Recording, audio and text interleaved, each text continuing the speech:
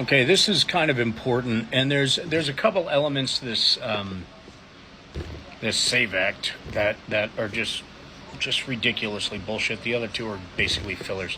The biggest part that's going to affect the most people, that women especially need to pay attention to. It's not bad enough that after this election, the Republicans are hoping to strip women of their rights coast to coast and do all that fun Project 2025 thing and all of that. But before the election, they're trying to force this act through. This is what's threatening to hold up funding our government. They are insisting a very big component of this, under the guise of keeping illegals from voting, which, by the way, is already illegal. And if an illegal immigrant is caught voting, they get deported immediately and they're never allowed back in. They're on that list. So that's the law now. So it's already illegal for them to vote. And the ramifications of that, the result if they do try, which, by the way, is proven to be 0.001%. That's it.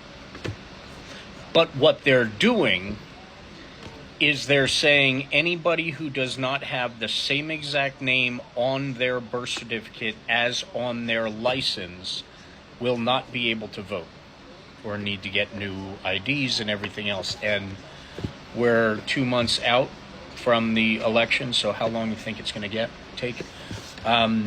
So if you got married and you didn't keep your birth name, you won't be able to vote.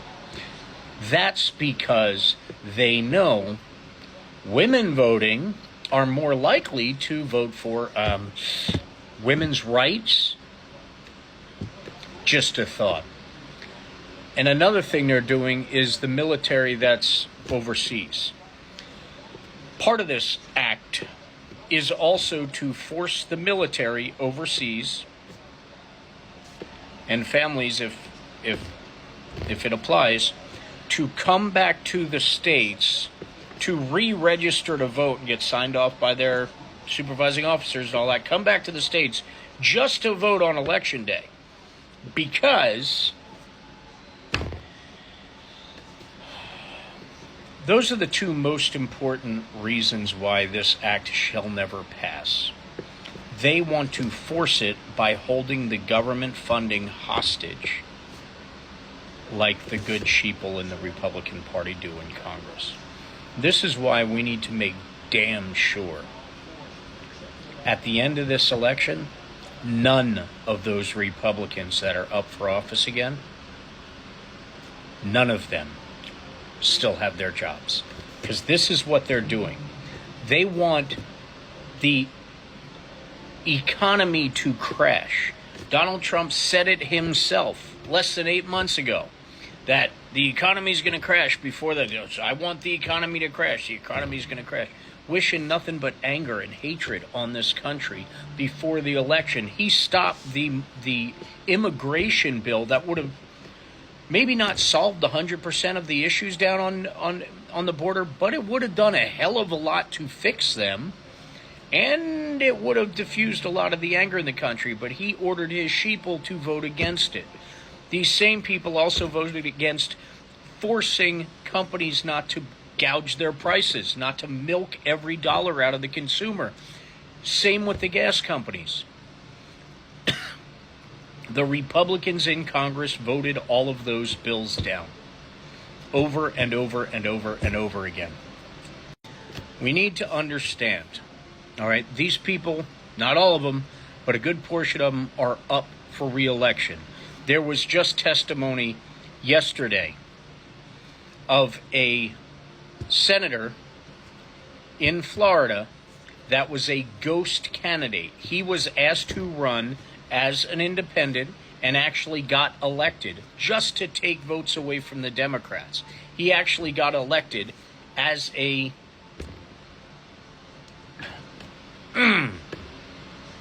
independent, as a Democrat, and voted down Republican lines. A woman in the 11th district in Georgia. got through the primary, elected through the primary as a Democrat. She is a diehard MAGA Republican. It's Katie Stamper.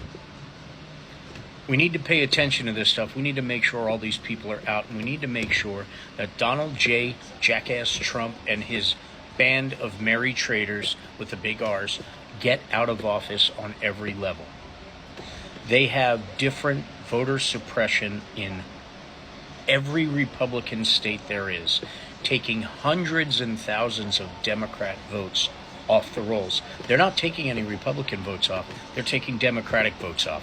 That is happening right now in a lot of different states. We need to stand up for this, and we need to make sure this doesn't happen. But Jesus, for God's sake, pay attention. Women, American women, Republicans especially, and Democrats, make sure you understand. They're not going to discriminate against Republican women that got married and have a different name on their birth certificate.